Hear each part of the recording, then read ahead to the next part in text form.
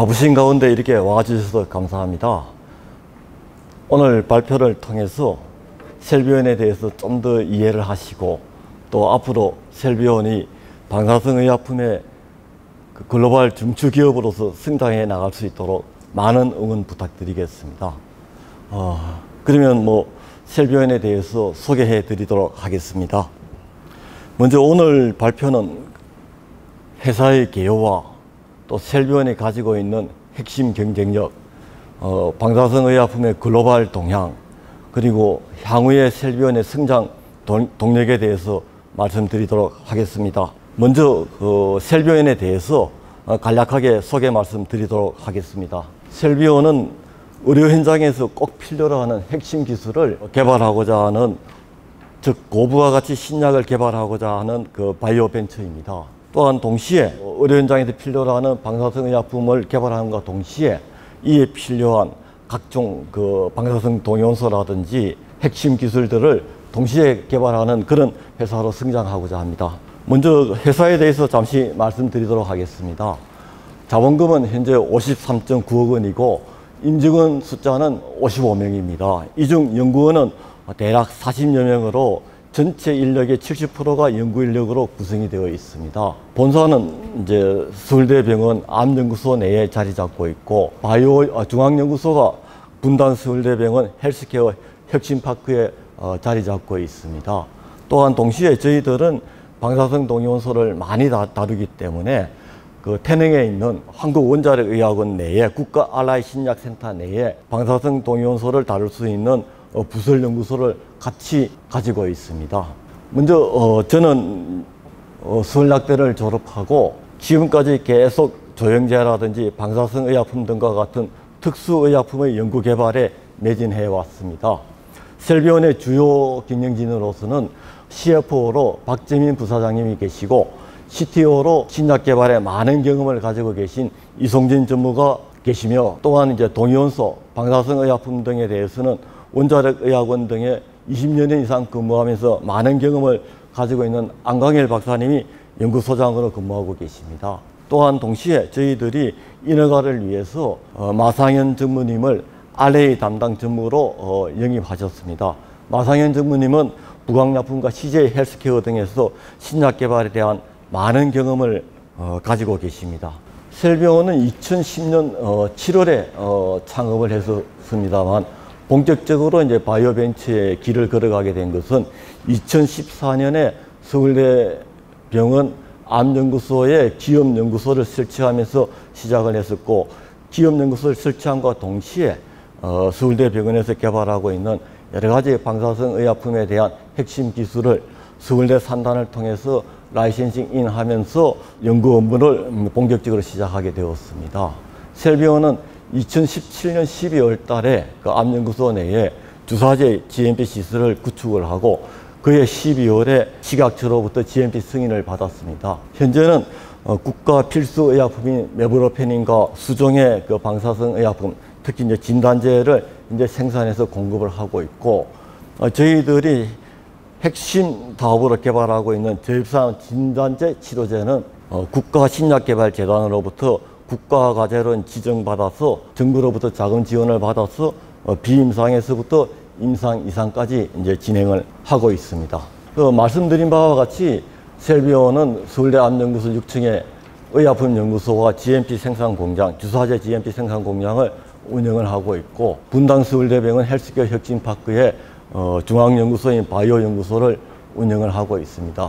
동시에 동위원소와 방사성 의약품은 한국원자력의학원 국가 알라이 신약센터 내에 실험실을 운영을 하고 있습니다. 방사성 의약품에 대해서 다들 잘 아시겠지만 간단하게 방사성 의약품의 글로벌 동향과 시장 규모에 대해서 설명드리도록 하겠습니다. 방사성 동위원소는 진단용, 치료용으로 구분해서 사용을 할 수 있는데, 진단용 방사성 의약품은 감마 레디에이션을 내는 F18, C11, 갈륨 68, 테크네시움 99M 같은 동위원소를 사용을 하고, 감마 레디에이션은 에너지는 약한데 투과도가 높기 때문에 주로 이제 진단 목적으로 사용을 하고 있습니다.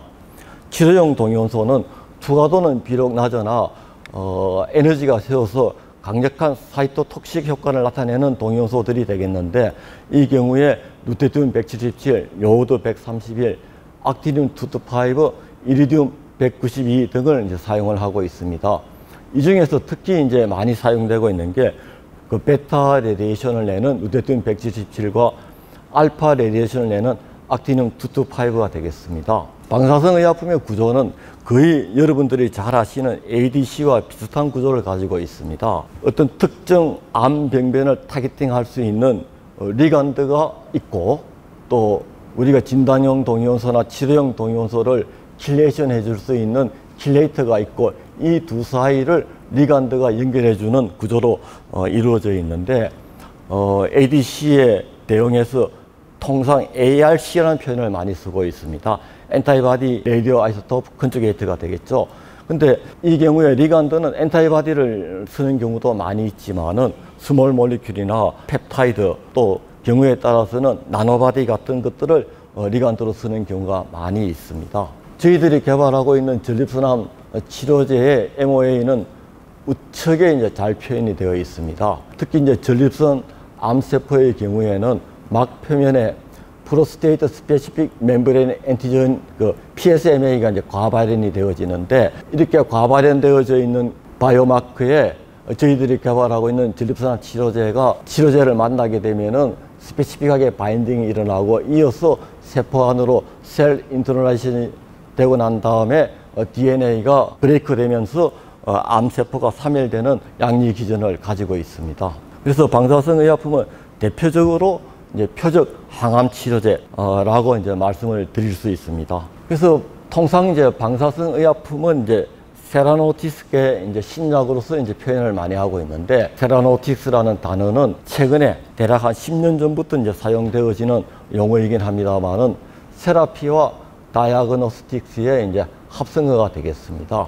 특히 이제 방사성 동위원소의 경우에는 감마 레디에이션을 내는 경우가 많기 때문에 바이오 이미징을 이제 PET-CT나 에스펙트 같은 장비를 이용을 하면은 바이오 이미징을 이제 생성을 할 수 있고, 이 바이오 이미징을 통해서 이제 진단도 함과 동시에 표적 항암제가 정확하게 암세포에 이제 타겟팅 되는가 여부를 바이오 이미징을 통해서 확인할 수도 있습니다. 따라서 이와 같은 이제 방사성 의약품은 향후에 그 정밀 의료를 실현하는 데 있어서 중요한 툴이 될 걸로 저희들은 예상을 하고 있습니다.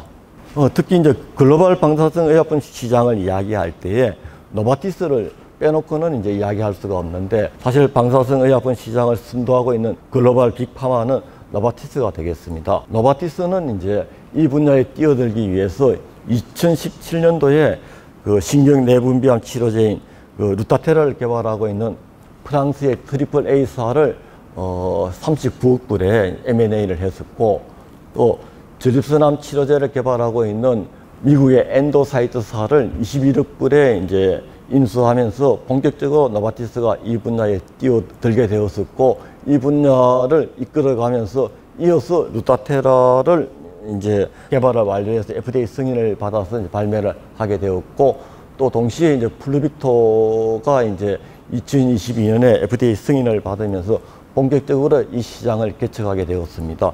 노바티스는 현재에도 관련되어 있는 그 바이오 벤처들을 계속 인수 합병하면서 파이프라인을 이제 늘려가고 있습니다. 초기에 노바티스가 이제 이 분야에 뛰어들 때 많은 다국적 빅파마들이 노바티스가 어떻게 하나를 지켜보고 있다가 결과적으로 이제 플루빅토가 시장에 출시가 되어지면서 대형 품목으로 성장하는 걸 지켜보면서 많은 빅파마들도 최근에는 이 방사성 의약품 사업 분야에 뛰어드는데, 대부분 뛰어들 때의 전략이 라이센싱 인이나 혹은 M&A를 통해서 이제 이 분야에 뛰어들고 있습니다. 대표적으로 이제 최근에 그 BMS가 브리스톨 마이어스 스퀴브이 미국의 레이저 바이오를 인수 합병하면서 이 분야에 신규로 뛰어들었고, 릴리 같은 경우에는 포인트사를 이제 M&A를 통해서 이제 그 이 분야에 새로 뛰어들었고, 또 아스트라제네카의 경우에도 이제 캐나다의 퓨전사를 이제 인수 합병하면서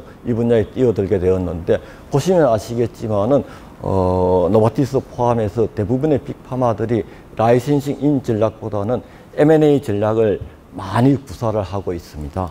이제 노바티스의 그 플루빅토에 대해서 이제 잠시 말씀을 드리겠습니다. 노바티스의 플루빅토는 2022년 3월 달에 FDA 승인을 받고 혁신의약품으로 지정되어서 신속 심사를 통해서 빠른 시일 내 승인을 받았습니다. 이후 쭉 매출을 성장시키면서 올 이 쿼터에는 3억 4,500만 불의 미국 내 매출을 실현하였습니다. 이 그림에서 보면은 2023년 2쿼터와 3쿼터 사이에 매출액 성장이 잠시 주춤한 적이 있었는데, 이때는 노바티스의 공장이, 인디애나폴리스 공장이 준공되기 전이다 보니까 공급이 수요를 못 쫓아가면서 일시적으로 이제 매출 정체가 조금 보였는데, 이후에 계속해서 이제 잘 성장하고 있습니다. 특히 노바티스는 2023년에 이제 미국 인디애나폴리스에 대략 25만 도즈 생산 규모의 공장을 차렸는데, 지난주에 다시 LA와 보스턴 지역에 새롭게 방사성 의약품 공장을 신규 증설하겠다고 발표를 하였습니다. 노바티스의 발표에 따르면은 미국 내 플루빅토 매출을 대략 피크 매출을 80억 불에서 한 100억 불 정도로 추정되어진다고 발표를 하였습니다.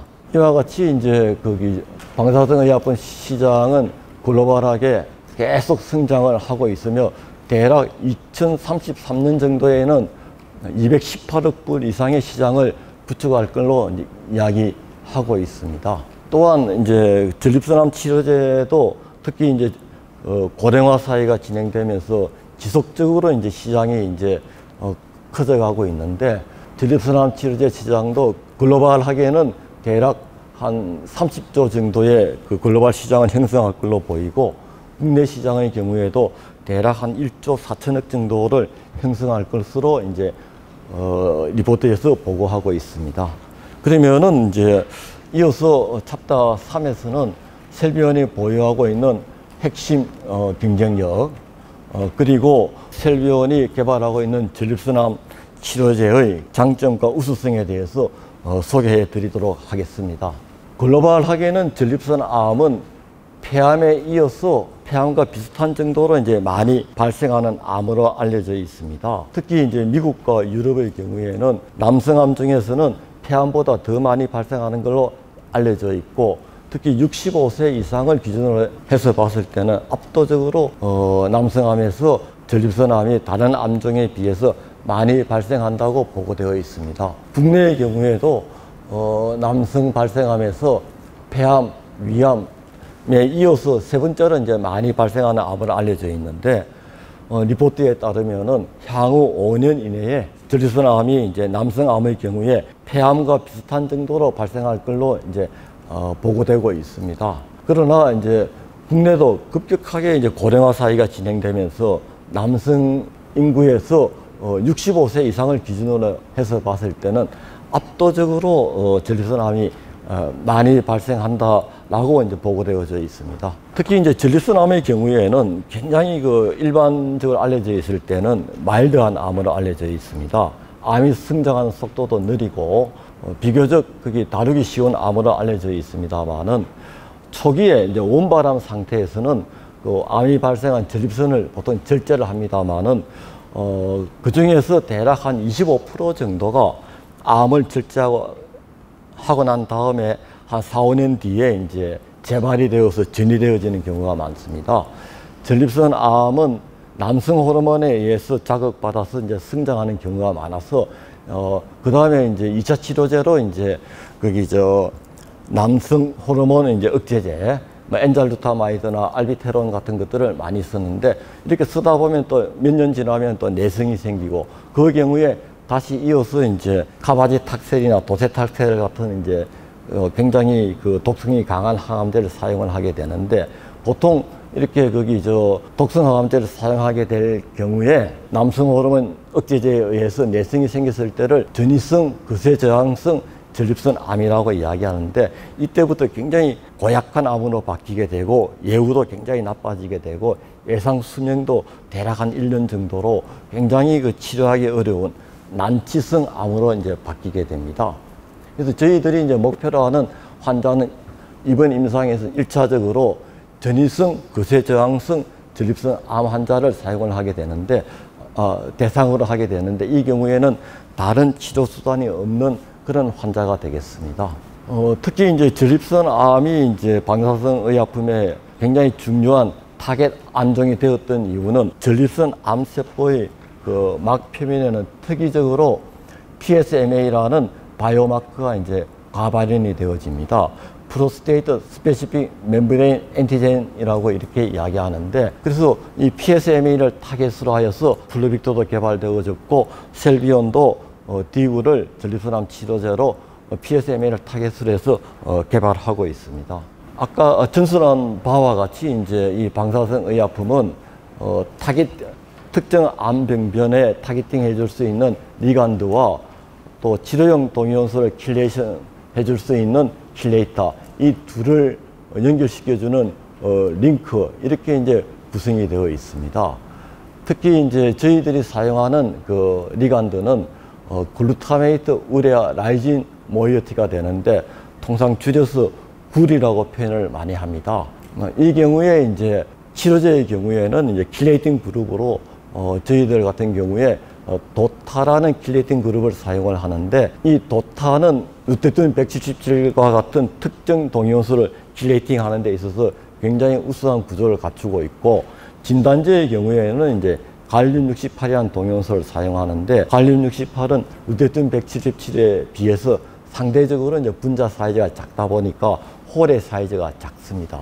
그렇게 해서 저희들은 이제 리간드로서는 글루타메이트 우레아 라이진과 같은 스몰 몰리큘을 사용을 하고 있고, 치료제의 경우에는 킬레이팅 그룹으로 도타, 그 다음에 이제 진단제의 경우에는 노타 그룹을 이제 킬레이팅 에이전트로 사용을 하고, 도중에 저희들은 특이하게 링크로서 이제 벤질 사이오 우레아 본드를 링크로서 사용을 하였습니다. 벤질 사이오 우레아 그룹은 화학적으로 굉장히 이제 스테이블하고 상대적으로 생체 내에 인젝션 되었을 때도 프로테아제 같은 것들에 의해서 분해되지 않기 때문에 굉장히 그 인비보 스테빌리티가 좋은 화물이 되겠습니다.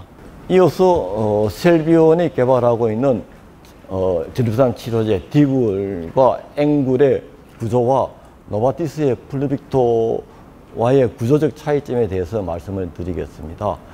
노바티스의 경우에는 PSMA 바인딩 모티프는 이제 저희들과 동일하게 글루타메이트 우레아 라이진 그룹을 쓰고 있고, 킬레이트도 동일하게 도타 그룹으로 사용을 하고 있습니다.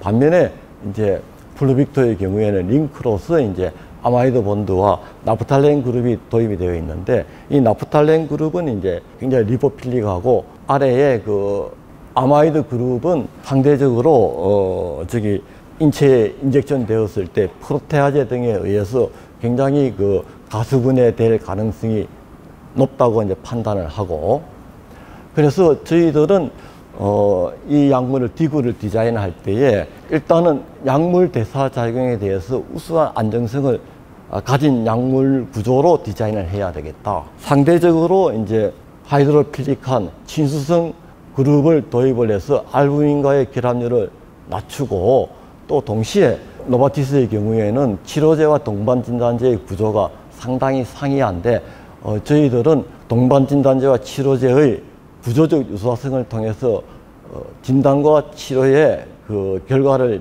일치시키고자 노력해서 그와 비슷한 구조의 이제 그 약물 구조를 디자인을 하였습니다. 그래서 이렇게 이제 약물 구조를 디자인하면서 저희들은 치료 효과는 동등 이상, 부작용은 훨씬 더 줄어들 거다. 그 다음에 진단과 치료가 높은 일치율을 보일 것이다 라고 이제 생각을 하고 약물 구조를 디자인했었고 개발했었고, 실제로 임상 시험을 해본 결과 저희들이 애초에 기대했던 효과를 거두었습니다. 이 슬라이드에서는 저희들이 이제 CR 환자, 완전 관해가 이루어진 환자의 대표적인 영상이 되겠습니다. 전립선암은 보통은 이제 전립선암에서 온바람으로 이제 발생해서 전이가 되면 뼈로 전이가 많이 되어집니다. 이 환자의 경우에는 주로 이제 척추와 이제 견갑골 등으로 이제 전이가 굉장히 많이 이루어진 환자인데, 저희들 디굴 약물을 2번 투약하고 난 다음에 영상을 찍었을 때 뼈로 전이되어 있는 암이 완전히 소실되고 없어져서 완전 관해가 이루어지는 환자의 경우가 되겠습니다. 그래서 완전 관해가 이루어졌지만은 4번을 더 투약하고 영상을 찍었을 때 동일한 결과가 얻어졌었고, 그 다음에 저희들이 이제 이 환자의 경우에 우리 약물을 처방받기 전에는 PSA 레벨이 거의 823 정도에 도달했었는데, 2번 투약 후에 PSA 레벨이 0.33으로 뚝 떨어지면서 정상 수치에 이제 근접을 했었습니다. 근데 위에 이렇게 보면은 여기가 이제 그 침샘이 되고, 여기가 이제 누액선이라고 해서 이제 눈물샘이 되는데, 침샘과 눈물샘의 경우에는 정상 조직에서도 PSMA가 과발현이 되어집니다. 그래서 이제 이 경우에는 이제 치료 전이나 치료 후에도 계속해서 이제 침샘과 눈물샘이 건강하게 살아 있음을 확인할 수 있었고, 이렇게 밝게 빛나는 부분은 신장이 되겠습니다. 이 신장을 통해서 그 나머지 이제 병변에 도달하지 않은 나머지 약물들은 이 키드니를 통해서 방광으로 이제 배설하게 되는데, 이건 정상인에서 다 보이는 영상이고, 특히 이제 그 전립선암이 이제 전이가 되어서 뼈 쪽으로 이제 전이가 되었는데, 이것은 완전히 소실되었음을 이제 볼 수 있습니다. 그래서 이제 저희들이 이제 지금 이제 임상이 이제 내년 3월에 이제 완료될 예정인데, 지금까지 이제 중간 결과를 봤을 때 객관적 반응률은 플루빅도가 29.8%가 나오는데, 저희들 같은 경우에는 38.5%가 나왔고, 1차적으로 이제 쉽게 볼 수 있는 PSA 드랍 되는 정도를 보면은 저희들이 79명을 대상으로 했을 때 74.68%에서 PSA가 50% 이상 드랍되는 것을 이제 볼 수가 있습니다. 특히 이제 항암제의 에피카시를 평가하는 데 있어서 시각처가 이제 인정하는 객관적 지표가 ORR을 보통 이제 객관적 지표로서 인정을 해주고 있습니다. 저희들 같은 경우에 ORR을 봤을 때 플루빅도보다 좋은 결과를 이제 내는 것을 볼 수 있었고, 또 완전 관해의 경우에도 플루빅도는 6.9%의 환자에게서 완전 관해가 보이는데, 저희들 중간 결과를 보면은 대략 한 12.8%에서 완전 관해를 보여주고 있습니다. 특히 이제 부작용 쪽에 대해서 한번 말씀을 드려보면은, 용량 결정 장기가 신장이나 침샘이 되겠습니다. 플루빅도의 경우에 이제 정상 조직에서의 방사성 피폭량을 측정을 해보면은, 플루빅도의 경우에 신장에서는 0.43, 침샘에서는 0.63이 나왔는데, 셀비온의 디굴은 신장과 침샘에서 플루빅도보다도 훨씬 낮은 이제 내부 피폭량을 보여주었었고, PSM의 INT의 경우에는 또 포인트 파마로부터 이제 라이센싱 인을 해서 개발하고 있는 약물이 되겠는데, 이 경우에는 플루빅도보다도 신장이나 침샘에 대한 내부 피폭도가 훨씬 높다는 걸 알 수 있고, 따라서 이제 아스트라제네카의 경우에는 독성 문제로 1회 투여량을 180mg로 했었는데, 실제로 최근에 발표되어진 임상 3상의 중간 결과를 보면은 플루빅도보다 약효가 많이 떨어지는 걸로 그렇게 발표되고 있습니다.